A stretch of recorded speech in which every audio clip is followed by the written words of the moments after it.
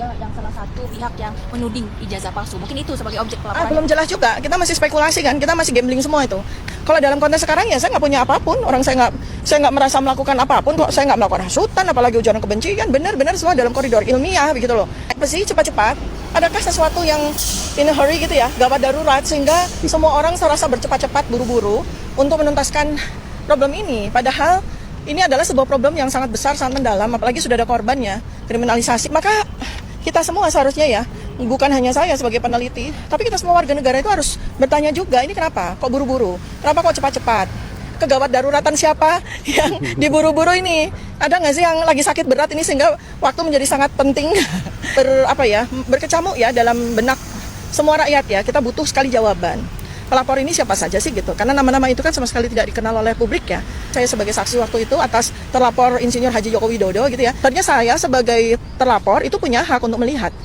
Tapi kalau tidak ya omon-omon aja nih jadinya sama sebagai science based investigation. Kalau yang namanya science based investigation itu artinya basicnya adalah evidence based research, berbasis bukti. Nah buktinya itu adalah ijazah analog tadi. Harusnya Barreskrim itu ketika menyampaikan konferensi persnya juga menghadirkan at least ya foto dari ijazah yang diklaim asli tersebut. Sehingga kami pun juga bisa melakukan pemeriksaan secara digital. Kuasa hukum saya juga pasal-pasal itu sama sekali nggak ada hubungannya dengan saya. Kemudian laporan apa juga tidak jelas gitu kan. Bahasa hukumnya tuh locus delicti sama tempus delicti itu di mana itu apa itu saya juga nggak jelas. Sehingga seharusnya membawa dokumen itu pelapor atau pemeriksa bukan saya. Kalau saya kan untuk apa sih bawa dokumen?